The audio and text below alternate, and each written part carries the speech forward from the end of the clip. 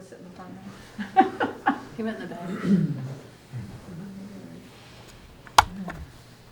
So, yeah, well, there was a couple other people who signed up, but since we're all sitting here and suddenly getting silent, why don't we just do some quick intros? Because most of us all know each other, and I have the, always know everybody, but welcome. Do you want to? I'll start, because I don't know a lot of you, even though I've been really involved over the years, a lot more involved in the past. But Jennifer Kinsey, I used to be the president of the board, and my kids went through youth rep, and I've been kind of part of this for a long time. And Jennifer also works at Seattle's Mental Health Center, so she's. Oh, is that you? No, it's not me. I know, I was like, It's a good guess. It's a good guess. She's here. I'm Christian McCoy. I've never been here before. Nice. I am married to Lisa, who is from the Arts Council. Now I don't need to introduce myself. are you his wife? I'm sorry. That's fine. I'm Lisa Burke McCoy. Good to be here. And Lisa works with, among other things, the Arts and Healthcare program, which has been so wonderful to us here, but also other community things. So I'm hoping you'll jump in on some of these conversations. Yeah, sure. That's awesome. I'm Katie Grazier. I'm a co-founder and CEO of PMAC, Portsmouth Music and Arts Center, just next door. And Russ Grazier, CEO of PMAC. I'll go last since I'm supposed to introduce this anyway. Just skip me for now. Hi, I'm Drew. I'm an actor and a writer. I'm Angel Simone. I am a training manager at FedPoint, and I'm recently joined the board of NHTP. And I'm Courtney Perkins, the executive director of Prescott Park Arts Festival. I didn't mean to I accidentally made it mysterious. Like I was gonna be like, and I'm John Community Connectors. But yeah, my name's Zac Little. I'm on the board. I'm the chair of the programming committee. And it was important for me to come down here and be here for this because the Community Connectors events are why I got involved in the theater in the first place. I thought this idea of like taking the themes of the work and just making them very explicit and really specifically tying them to issues that affect the community. I don't know, it seemed kind of like radical to me, like as a person who always thought you weren't allowed to explain art. Like I thought that the signs next to paintings at museums that explained what it was about were kind of cheating. I didn't think you were allowed to say anything. And I realized how powerful it was to make those connections very explicit. And it kind of hooked me right away. I think the first time I was ever here was for a Community Connectors event a couple of years ago. And I think we were talking about my podcast before this started. I think I interviewed almost every single person present that night over the course of like a year. Because, having these conversations, it's so important. And you kind of, you'll never run out of material to talk about. And I think that this particular play is a great jumping off point for a million great conversations, but at least we have like two different ones today that we can kind of have at the same time. So, I'm excited about it. Great, thanks. I think we had someone who came in. We were just doing some quick introductions since we're a small group tonight. Oh, yeah, sure. My name is Lee Frank. I'm the development director at Prescott Park Arts Festival, and I'm excited to be here. This is my first time coming here. Wanted to hear my colleague, but I also want to hear what you have to say and meet the group.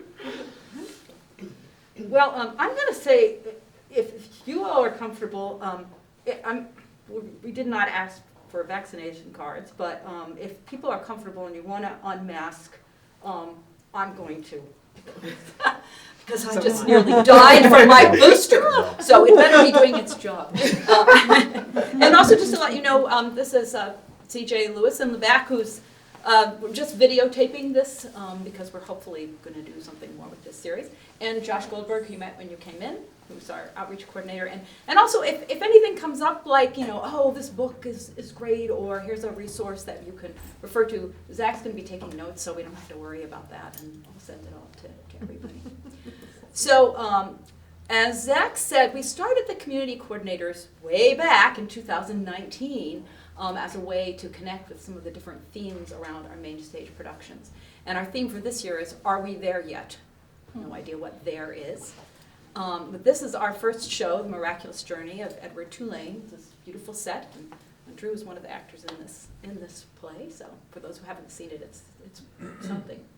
But if you know the story, it's based on the book by Kate DeCamilla, and it's about a China rabbit who shatters, both physically and emotionally, and his heart is broken, and he says, "I will never be whole again." And it's really a story about having the courage, after you have been broken down completely, to love and hope again. And we thought that was an interesting topic of conversation. So we have our two panelists. They're going to speak a bit, but we do hope that this will be a conversation with everyone. I invited Courtney because, as the new executive director of Prescott Park Arts Festival, she walked into a very interesting situation to begin with, pieces that she had to pick up and knit back together, and then COVID hit. So sort of dealing with picking up the pieces of the community, we're all doing that. Zac and I were having a conversation earlier tonight about how, we just never feel like we can get our feet on the ground right now. Things keep changing. So I'm going to have Courtney talk about that. And Angel is a life coach and a pastor and a trainer. When we first met a number of years ago with Elephant in the Room program, when we did a piece on human trafficking, and Angel has worked with a number of, I want to say survivors. Is there a better word? Trafficked persons. Okay, is trafficked what is persons. what we- yeah. But who've been through a lot of trauma. So I want her to speak a little bit to the individual resiliency. How do we come back after our lives are shattered? So we'll just start, maybe Courtney, if you'd like to start, just a little bit about your history and why you're here and why the topic spoke to you. Sure. So I am originally from Chicago and had been the COO at a symphony in Chicago that is rooted in diversity, equity, and inclusion. It's the most diverse orchestra in the country. And so I had been doing that work for about 13 years. I started as the director of development, and as you're wont to do in small nonprofits, when you have a sort of diverse set of skills, I kind of did a little bit of everything. And really ended up developing a skill that I hadn't previously identified, but for creating safe spaces for really challenging conversations. So after 13 years, I was kind of ready to get out of the city, and I was looking all across the country at jobs, and I kept coming back to this one where I was like, what is this weird organization that puts these amazing productions on stage and has these national touring acts, but they don't charge for it? Like, how is that even possible, right? So I was interviewing with a number of different jobs, several in the Pacific Northwest, because that's also where I have family. I had never been to New Hampshire before. I had never been to Portsmouth before. Doing the search starting in December of 2019, going into the early part of 2020, so pre-COVID at that point, or that we knew. And it just kind of stuck, right? And I came to visit Portsmouth for the very first time the second week of the shutdown. So it was very post-apocalyptic. And I had a conversation with my husband. We were staying at the Sailmaker. My husband went down to get my charger, and he was like, I know I said I wanted to leave the city, but like, it's real quiet here. I was like, I don't think it's always like this. So the board had connected me with George Carlisle as a real estate agent just to kind of talk through what the city was like. And I called George, and I think it was like 10 o'clock at night. And I said, George, is it always? And he was like, oh my God, it's never like this. Like, this is the worst time. It's ugly here right now. There was snow on the ground. The stage wasn't up. So we drove on Marcy Street like 5 times. And I was like, where the hell is this stage? Like, what? And then we pulled in the north parking lot, and we were pointed at where the stage would normally be. And my husband was like, I think that might be it. And I was like, that shithole? Like, I actually said that. And we got out and walked, and then it was. But despite that, I met some board members. I had some interviews with staff, and it was, it just, like, again, the mission to me is, there's a lot to be said for that. So I made the decision, and in 6 weeks we were here. So I moved May of 2020. I don't really remember making the decision. It was like I blacked it out and then started packing. But we're here. So I got here and I was really excited. This is my first executive director role, and we're in the office. Leah had been the only employee for many, many months. The previous executive director had been gone since October of 2019, so they had been without an ED for 8 months. And this, I think, is a nice metaphor that ties to the theme of this conversation. I came into the office and the staff had cleaned up the previous ED's office, and I walked in and I was like, oh my God, this is so dirty. Like, there was just like, you could go like this and there was dust on the desk. So my husband and I painted and we cleaned, and then there was this weird like large kid's pencil under the leg of the desk. So everything looked great. I had all my stuff arranged and I was like, okay, last piece, I don't know what this weird pencil is, but I'm gonna pull it out. And I pulled it out and everything collapsed. And so it was like a literal picking up of the pieces. And that was kind of, it should have tipped me off to what I was in for. But, you know, I think coming into an organization without an ED for that long with a single sole employee, you know that there are issues, right? And not necessarily through anyone's fault, but really kind of picking up the thread, the through line of the story of what had happened, all of the successes, all the challenges, and, you know, figuring out how to piece them together for yourself, but then also kind of sew it back into an interesting tapestry on its own. So I don't know how much further you want me to go into it, but that's a nice preface to the how it ties to the theme. So, and also picking up my own life, right? Like moving away from my family, from a job that I had been at for 13 years, and kind of, you know, creating something new here too. Well, that's a good point, because it isn't just about about hard things. It's about making huge changes, and I think with COVID, a lot of people are doing that with their careers, re-examining everything. Yep. So, great. So, Angel, you want to? Sure. So hi everyone. I'm originally from England, and I graduated with my master's in software engineering. So nothing to do with people, nothing to do with healing. There was a reason why I chose engineering. It's because I didn't like people. So I moved from England in '96 to Massachusetts, and had this, you know, engineering job. And in 2009, we had the dot-com crash. Got laid off.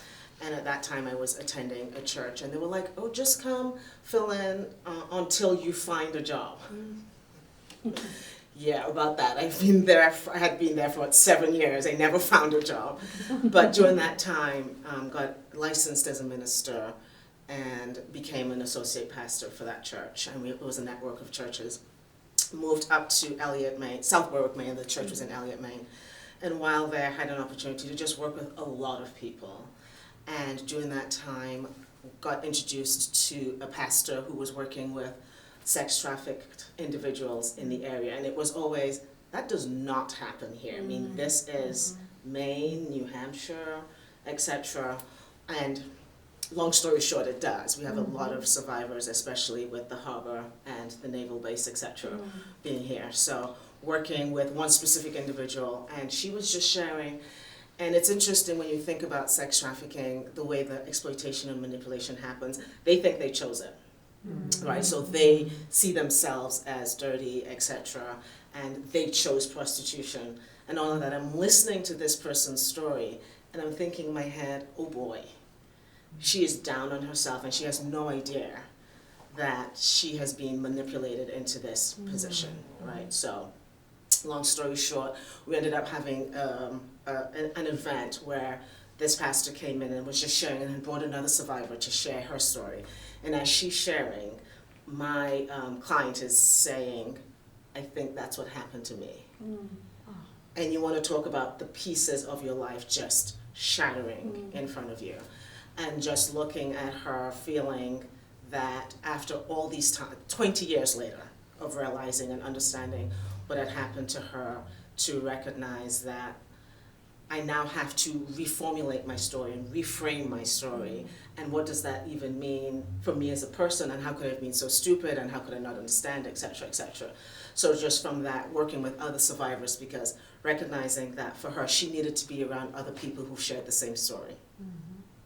And it's a very hard trauma to walk through, because people on the outside really don't understand how that really impacts soul, spirit, psychology, physiology. I mean, it impacts the way you see the world completely. And so ended up working with a network of survivors, created a network where they were supporting each other, etc. So that's how I kind of got introduced to the concept of healing. So I did a lot of counseling as a pastor, etc. And my disdain for people shifted.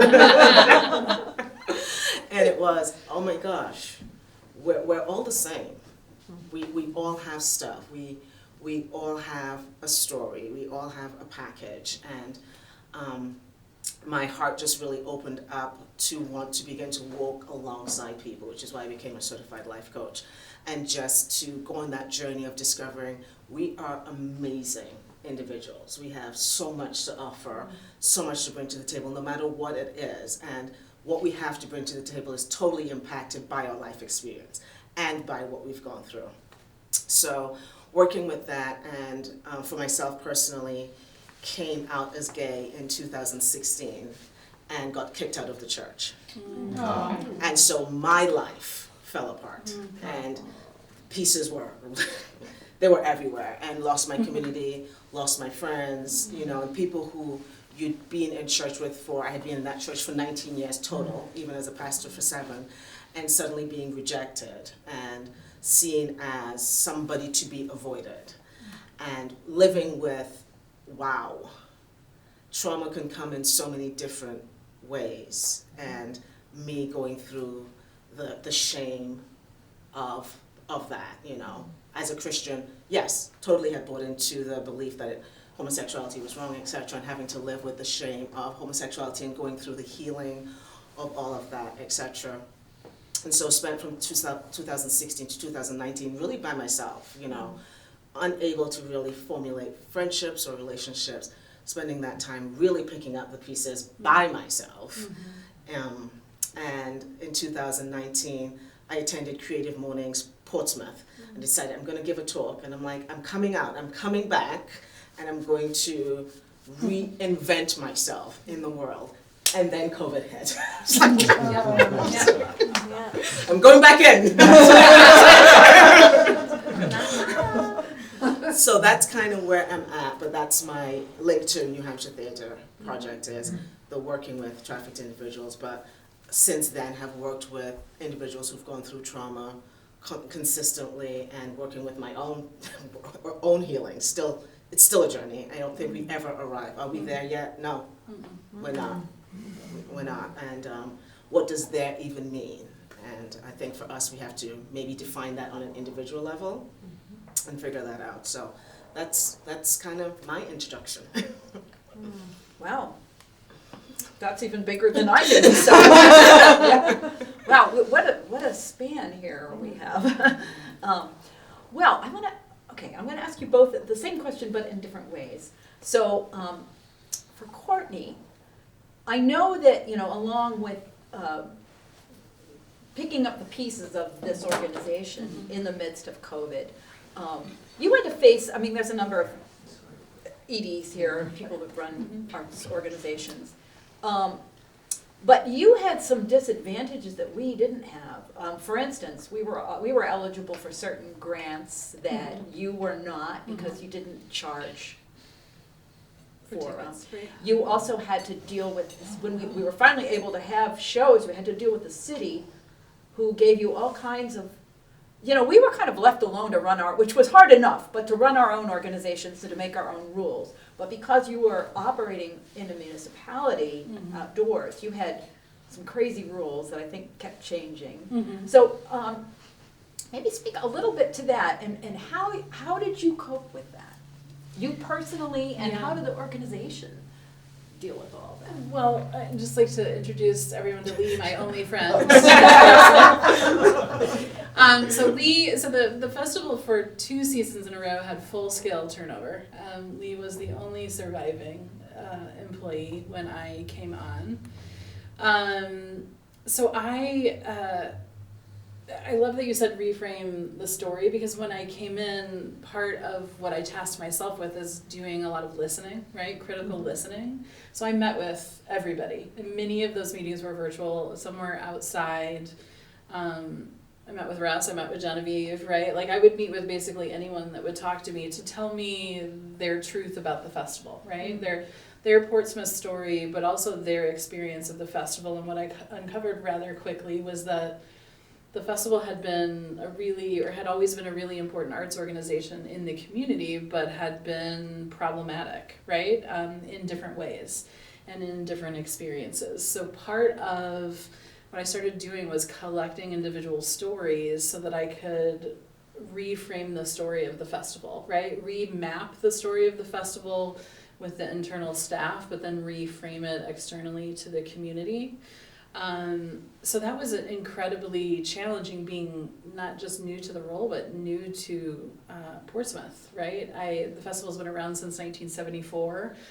I wasn't aware of the gravity or the role that it had played in the community, so those stories became really important for me, but also they became what I called a series of bloodletting, where people would be like, I mean, I don't want to complain about the festival, so we won't talk about that, and then for like 30 minutes they would complain about the festival. And sometimes say really like absolutely shocking, things where I was like, no, that can't. So I went back to, I was like, okay, pace yourself. But I went back to what I knew, right? Like creating safe spaces for people to, it wasn't really about truth, like what was the empirical truth, it was about their truth and the experience of the festival that they had. And their truth mattered just as much as any other empirical truth that might have existed, right? So I began to collect those stories, and COVID gave us room to rewrite the story of the festival, keep all the things that were really incredibly unique about it, that make it a really special place, and rewrite the things that were problematic and challenging. So that's what we spent most of 2020 doing, and as well as attending every possible webinar on COVID and how to do arts during COVID.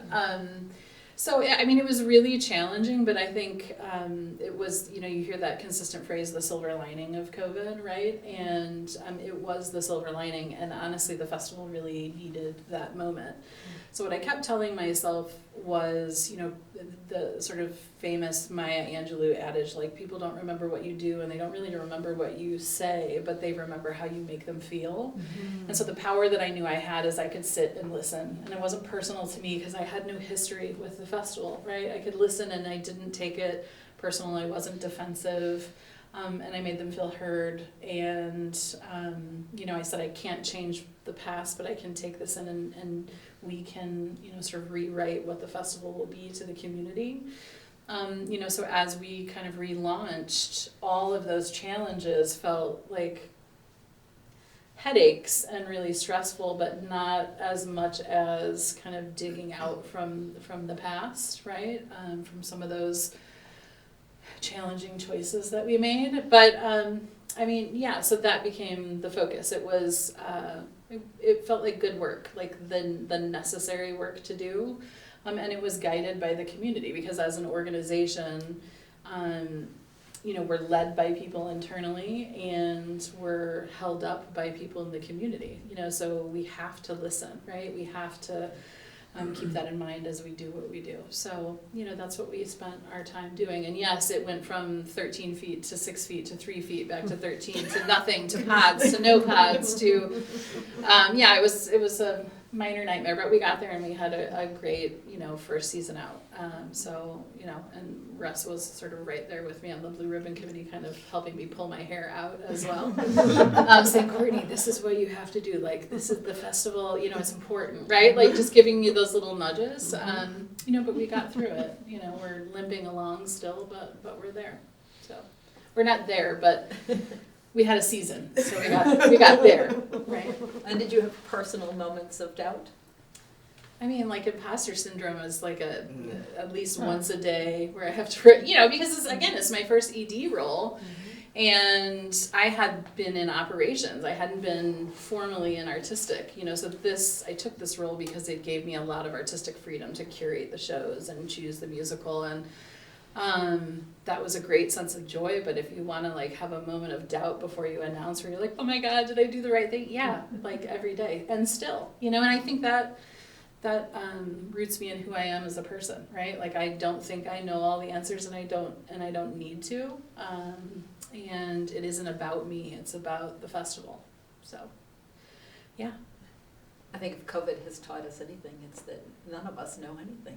No one to know. Yeah, the ultimate humbler. I move forward, this is my thing, I tell myself like 5 years ago when I hated my life at the Sinfonietta and I hated my boss and the board in so many ways, I wanted this position and now I'm here. So I try to move forward with gratitude, right? Like that is the great leveler of stress and imposter syndrome, and then grace, right? Like if you can try to bring grace to what you do, I think that gets you a long way.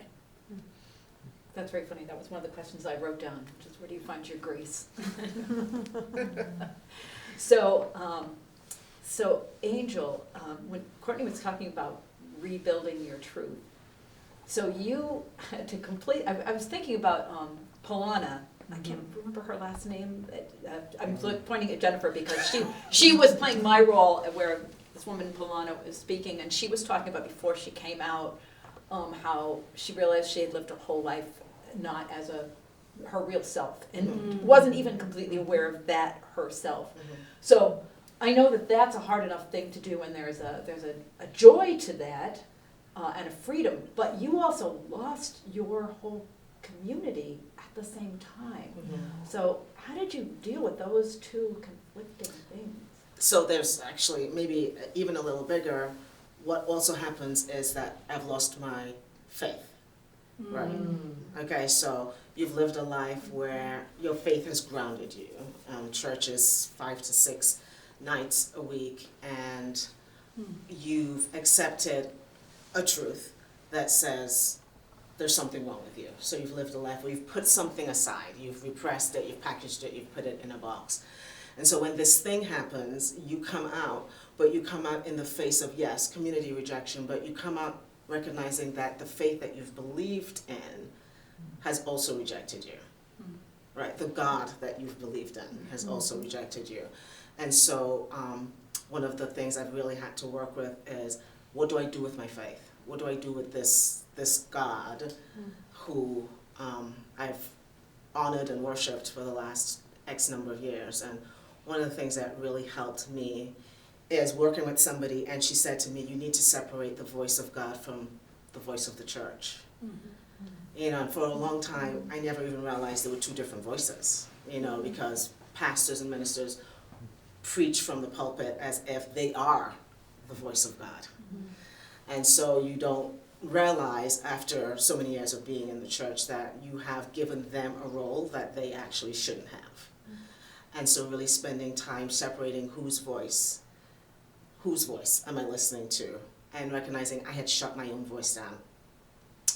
And in 2016, 17, and 18, being so afraid to give myself permission to have my own voice. Like, somebody tell me what to do, somebody tell me what to think, somebody tell me what to feel. And allowing myself to have my voice. And so being alone was actually, even though I didn't like it, it was beneficial, because I needed to regroup myself and find myself and all the pieces that I had kind of put aside and broken aside and said that they were no good, finding a way of integrating those pieces back and loving myself. It took a long time for me to say, damn girl, you're amazing, but that had to be my voice. And finding my voice, I think, was the work I had to do. And spending time alone. I ended up coming across, I don't know if anybody has heard of Abraham Hicks. So it's, the name of Abraham Hicks, it's Esther Hicks, and she channels a spirit, and she's called this spirit Abraham Hicks. And I'm on YouTube and I'm playing around and I land on this, she's channeling Abraham and she's referring to everybody as they and them. And I'm like, oh, LGBT, somebody who's that. It's not, had nothing to do with that. And so Abraham, this spirit was talking about feeling and allowing yourself to feel and staying present and being in the now, and that the universe loves you and the universe accepts you just the way you are, and there's nothing that has happened to you, everything has happened for you.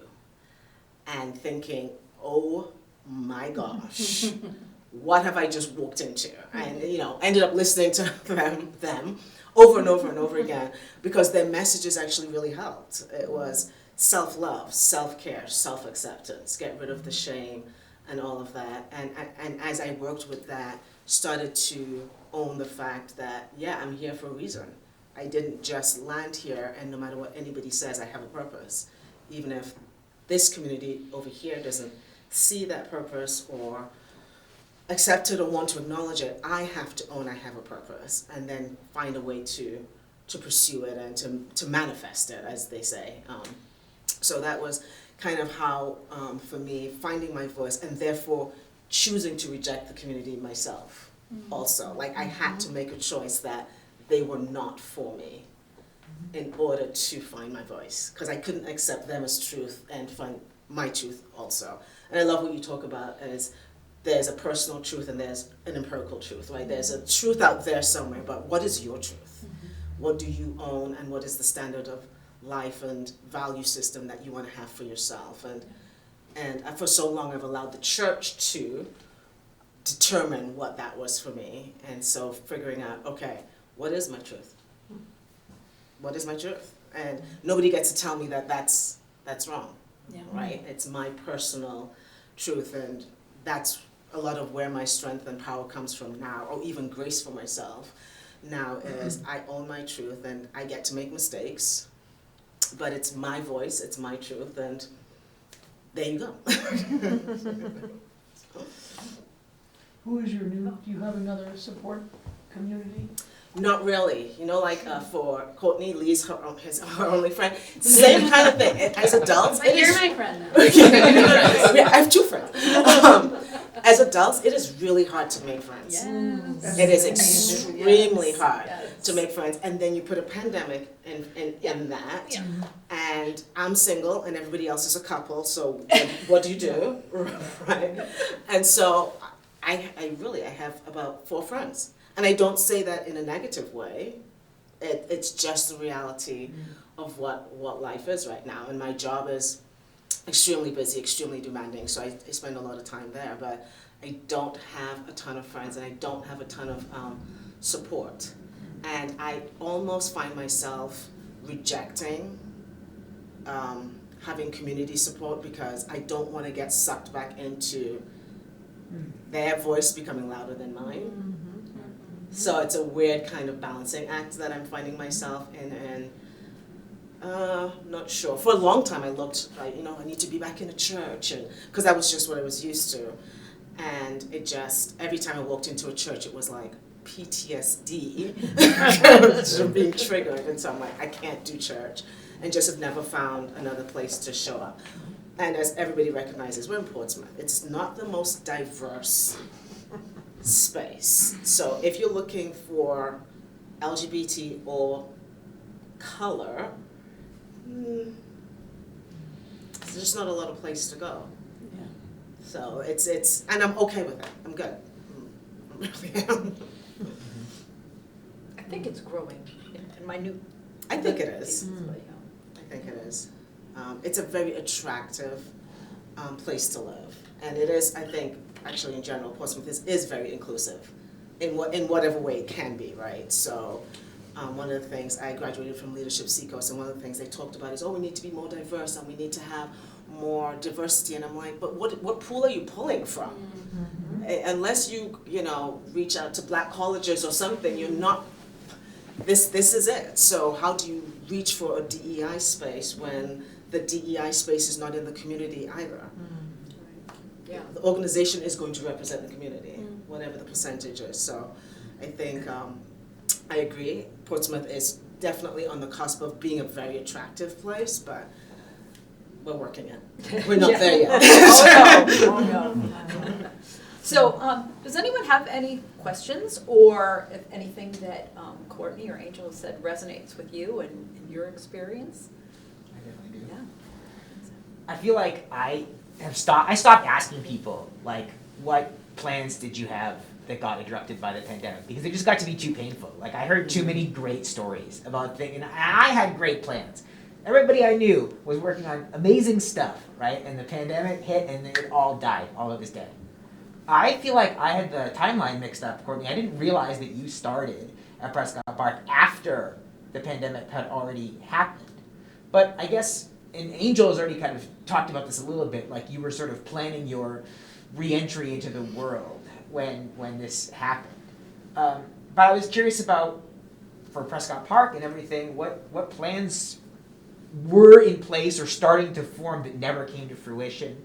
And you know, what else, in your case, Angel, too, like how did it feel, I guess, to kind of get over the fact that you had this planned re-entry into the world and then it was taken away from you? It was a nice excuse. How did you Trust cope me. with it? I was like, oh yay, I have another year. Maybe two. Maybe two. Because I moved to Portsmouth in May 2020, so right after the pandemic hit, I moved here and I just started my life coaching business, etc. So that fell apart for sure.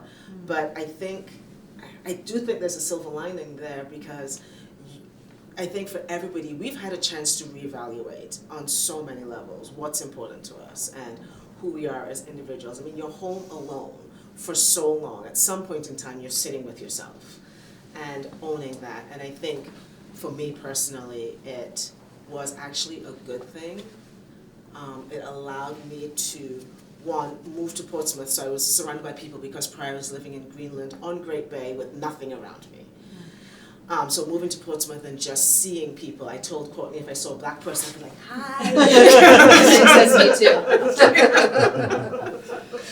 But having a chance to be in a community and just having more people around, it's completely different. It was nice, and I worked remote, so I actually enjoyed it personally. It wasn't too devastating for me. So when I came on, there was an entire season booked. There were 2 musicals booked that had already been announced. So before I was officially on board, I participated in a board meeting where we had to decide to cancel the season, and we had a couple of board members that are in the medical space that were like, oh, this is going to be over, the vaccines are coming, this is rash, let's not cancel, while the staff was like, are you, like, this is crazy, right? So we canceled, and which is weird, right? Because as an arts administrator, part of where you get your rub in the job is doing art, right? Not just planning for it, but doing it and watching people experience it. So to go through something so stressful and not have any touch with art was challenging, right? But we basically did this kind of really freeing reinvention, right? So we did the bloodletting where we heard the stories, and I did many hours of talking with Lee about like, how was it, right? Like, how did it function? What were the systems in play at the festival? And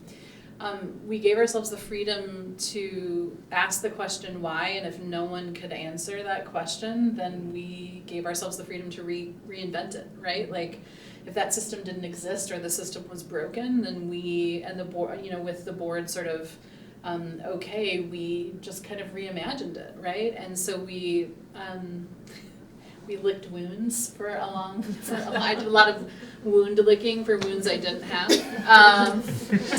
So it's kind of disgusting, but a little bit accurate. And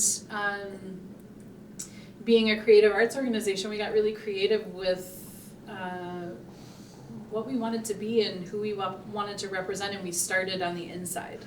So I think similar to what you're talking about, we wanted to make sure that we knew that people would feel if it was rotten on the inside, they'd feel it on the outside. So we wanted to make sure that we were really strong, and, you know, who we wanted to be internally. And then we started planning for the external piece of it. And I cannot even tell you how many times this summer, even in a shortened, smaller scale season, vendors that had been with us for a long time, season pass holders that had been with us for many years, who came up and said, this just feels like it's like a different place. Like, people are happy and you all help each other, and like the artists remarked on it. And so we knew we had this like sort of consistent reinforcement that we were making the right choices, even though we kind of just did it based on like, this feels good to us, so we're gonna keep this moving forward.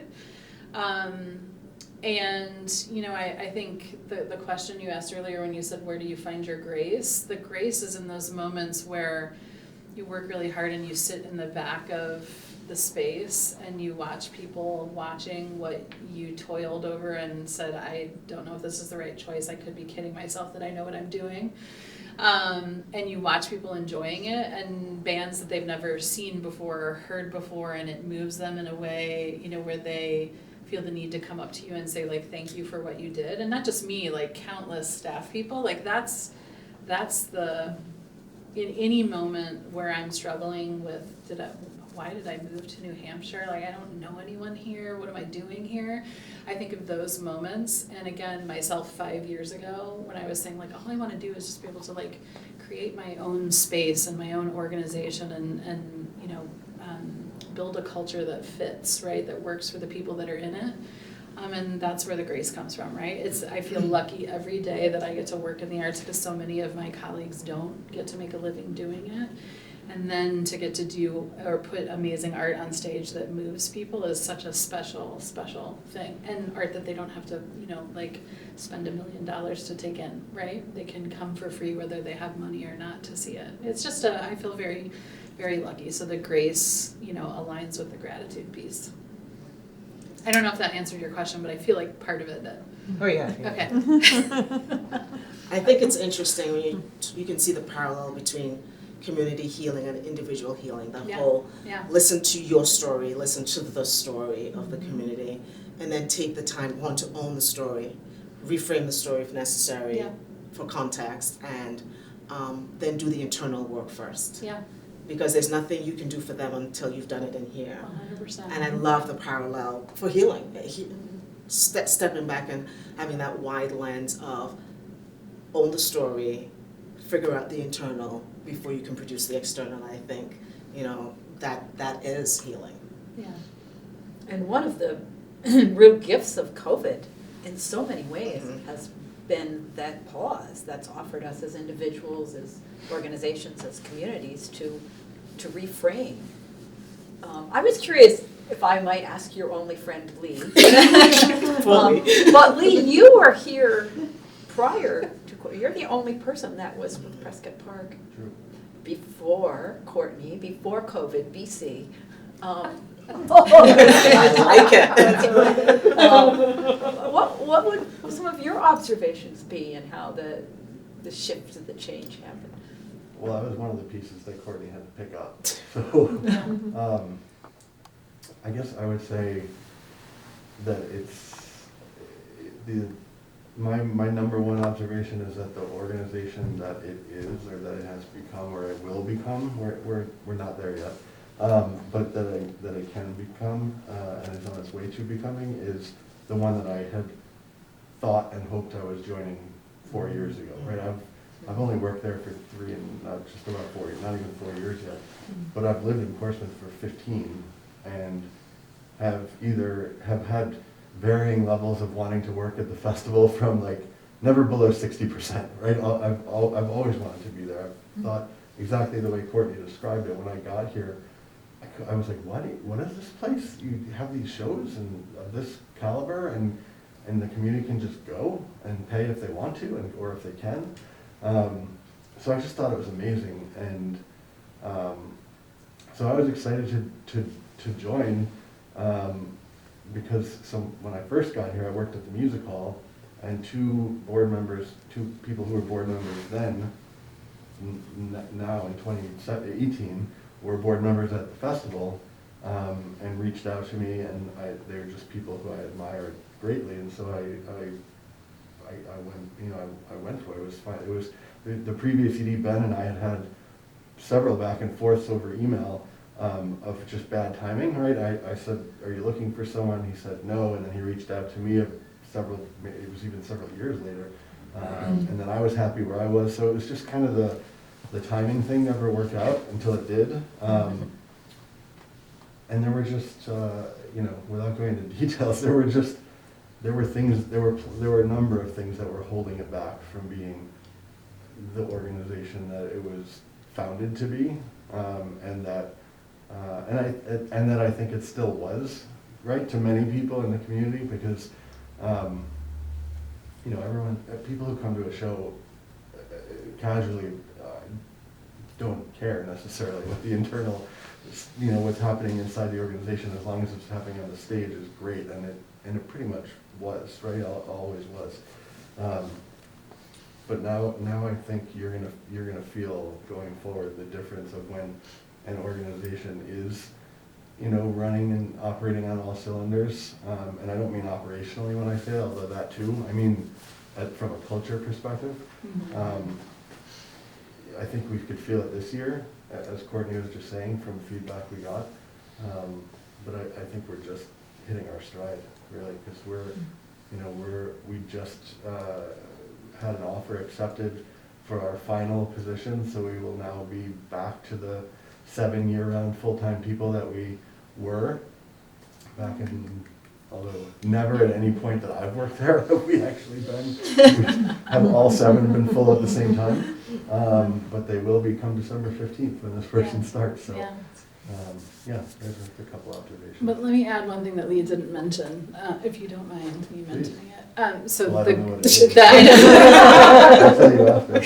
So the grace, right, the definition of grace. So Lee applied for this job as well. Lee was a finalist for this position as well, right? And part of the commitment that we made when I started, I didn't know, right? And I was in Chicago and I asked him, there's another guy that was helping as a consultant, John Moynihan, who you know. And I said, did John apply for this job? And he was like, yeah. And I was like, shit. Like, I don't want the people that work here to, right? And then he was like, well, in true transparency, so did I. And I was like, oh my God, right? But we made a commitment, right? Like through the bloodletting, I think that we would pick up the pieces together, that it wasn't sort of me coming in and kind of saying, this is what it's going to be. It was like, all right, let's hold hands and do this together. And we did, right? And to me, I've marveled a million times over more, and I tell him this, but more than I tell him, how graceful it was and the real power that there is to have that sense of self and stay and be kind and helpful and really help transform it, right? I think it helped you deal with the PTSD that you had legitimately, and it helped bridge the past with the future, right? And I think it was a really special thing. So I've always when you look at what some people do, the commitment, and you just respect it immensely, there was such grace in that. And I'm always really behind the scenes proud of him for being that way, right? Because he didn't have to be. He could have been a jerk, and he wasn't. It's a great story. Yeah. I can still be a jerk. Yeah. There's still time. I am till my death, I think, on the Blue Ribbon Committee for Prescott Park. Not the festival, but the park itself, which I keep thinking, okay, it's over now. And I just, there's another meeting. But, we had a lot of meetings and heard a lot about everything with the festival and just around the neighbor. And I remember one neighbor saying, we all could have just sat around and on the porch and had a cup of coffee. None of this would have happened. Yeah. And I think that's what you all did, was you sat around and had cups of coffee or tea or whatever it took. And that is what it takes, is to build community. Yep. Yep. I have one last question I want to ask, but does anyone else have any comments or anything they want to share? Or Yeah, I'll just jump in quickly, because one thing that struck me in this past year and a half is how I feel it's connected me anyway, people with our humanity. You know, I've through Zoom, I've met people's children, I've met people's pets. I sat in a meeting with a parrot that wouldn't shut up. And it's given everybody permission to kind of shed this professional veneer Yes. that we feel an obligation to hold and just be ourselves. And I think that's partly because of COVID, and I think some of it came too out of the George Floyd murder and the protests that followed that, and all of the conversations that are being had around race equity now, and having the opportunity to sit in conversations, to be part of conversations that are largely being led by people of color that just invite such intense vulnerability and so much courage. And I really want myself to keep leaning into that for personal reasons, for community reasons. And at the same time, the Arts Council is a part of state government. I feel this opposite pull to let's just go back to life as normal. You know, I feel that a lot working in government, you know, where we got the command, if you had a desk before COVID, you have to be behind that desk by May, whatever it was. And you know, it's like it's all gone. And there is no learning, and there are no takeaways. It is this intense push for business as usual. So I guess my question is for you, how do you find the impetus in yourself to keep leaning into the courage and the creativity that you need in order to keep this space open and evolving? That's a question. Yeah, it is a question. That's the question I would ask. 30 seconds. You should hear what she has to say. That's your wife. Oh my goodness. I think, you know, Genevieve mentioned earlier, we're seeing that's the slight improvement. I think that alone is reason to keep going. You know, if I can look around me and see subtle change, I have much more opportunity. You talked about race equity, where people are willing to have the conversation, where before they weren't willing at all. And so being in a position where if I'm hearing and seeing that kind of change, it is my responsibility almost to stay leaned in, to stay vulnerable, to stay listening, to stay available for conversation. And so I think it's cyclical a little bit of seeing that community effect, and therefore I want to continue to be a person, to be a part of that effect, right? And so staying in that space, and people willingly now will ask me questions, or what do you think, or how should I, etc., which would never have happened a year ago, never have happened. So I think as a whole, the community feels like it is leaning into vulnerability and curiosity and that willingness to ask, even if they're afraid of what the response might be. And because of that, I have to stay there. I think it's my responsibility to. Yeah. So I'll make an off-color comment that ties to your vulnerability cat story. One of my claims to fame is that I got this job and I never wore a bra in any of the interviews because it was on Zoom the whole time, so no one knew. I always said a great interview question would be stand up. Stand up. I said that before. You would have stood up to podcast. I'd never get a job. I wasn't been here. So I think, art, often great art happens right at that precipice, right, of danger. So I think for those of us in the arts, we're kind of used to that space, but I'm always been one to have those kind of conversations. I came from an organization that was a disruptor, right, in its field, and I think the festival has a way to do that as well.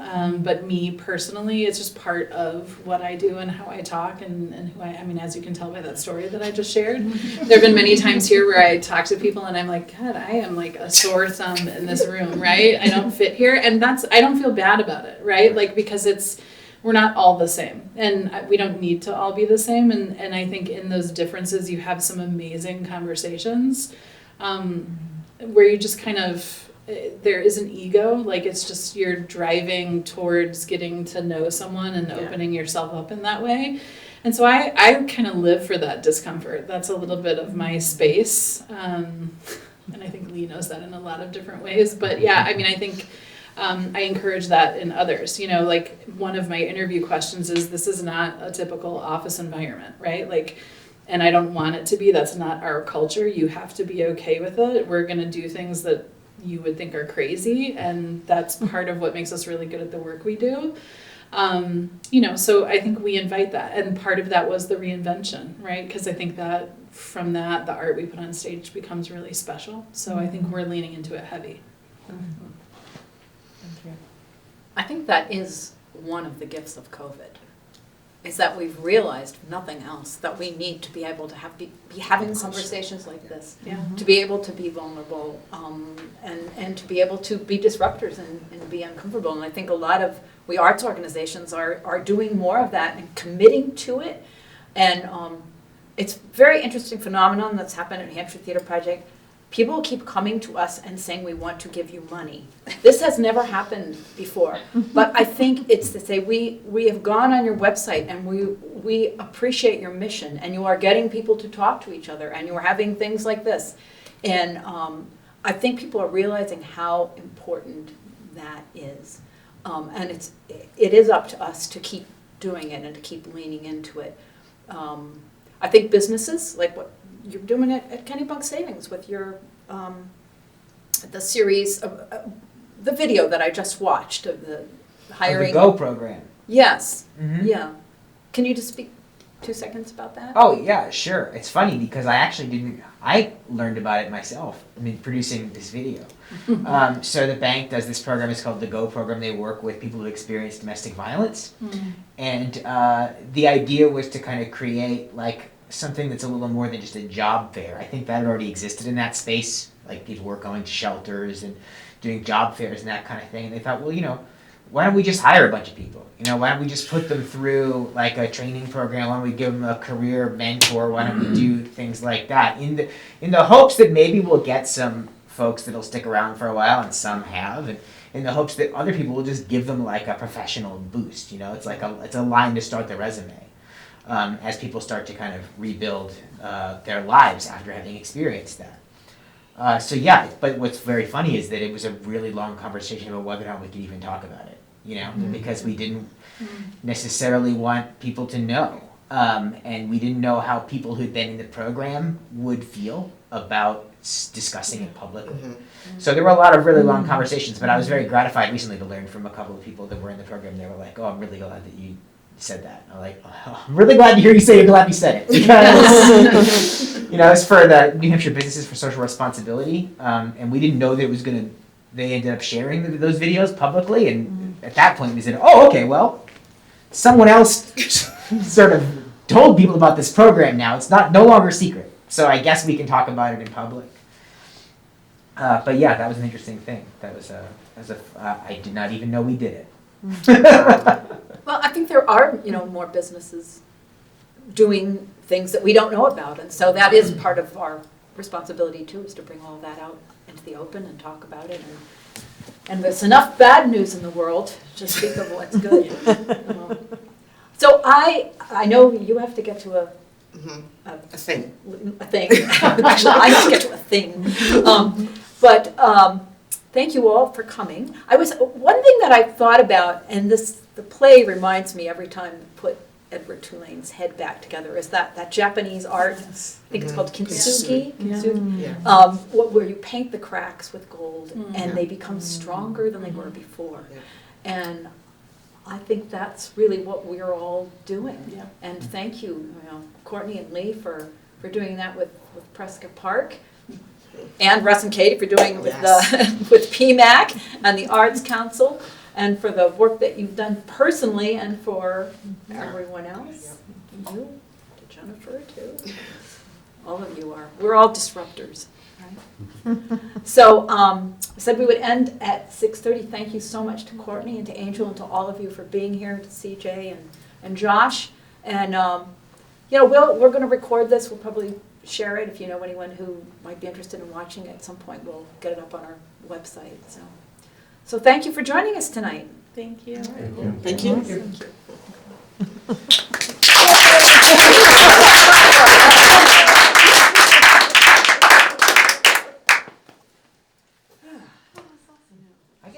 hearing everybody talk about what an Yes. introspective Well, you have year my they email had. on the emails you sent. Because I have a